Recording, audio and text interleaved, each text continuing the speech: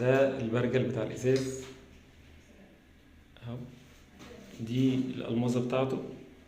ده الشفاط بتاعه اتحط كده في المركز وبيتشفط اهو.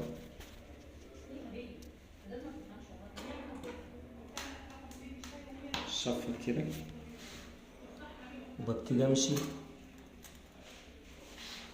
بشكل دائري بالالماس.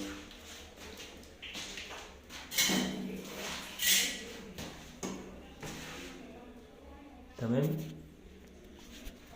بعد كده بشيل البرجل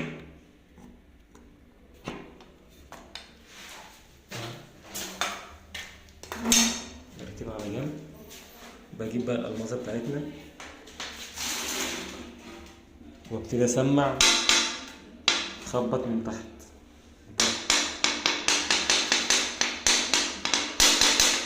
على الدايره الحواف لحد ما تسمع معايا بالشكل ده. شايف واضحه ولا لا؟ اهو. وبعد كده احط جاز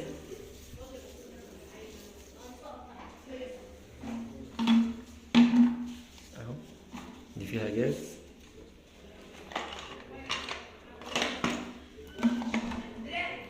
اهم حاجه الجاز. احط على الالمازه واحط في الدايره دي كويس اهو. وبعد كده اعمل خطوط طوليه وخطوط عرضيه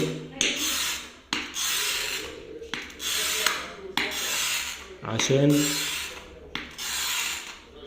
افتح فتحه للشفاط.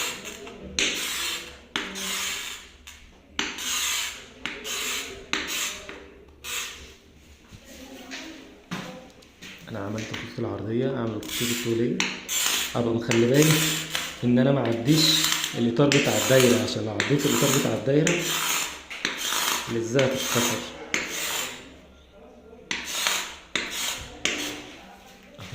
ممكن كمان اعمل سمبوكسه كده برضه.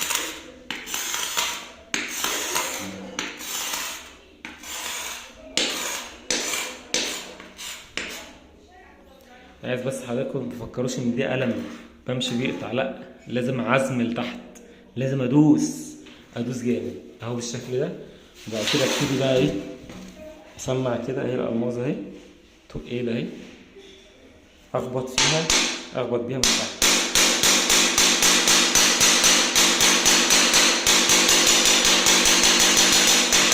انا مش عايز ادوشكم يعني اكتر من كده لان الصوت جامد. بفضل اكسر، هعدي مرحله التكسير دي وارجع له تاني.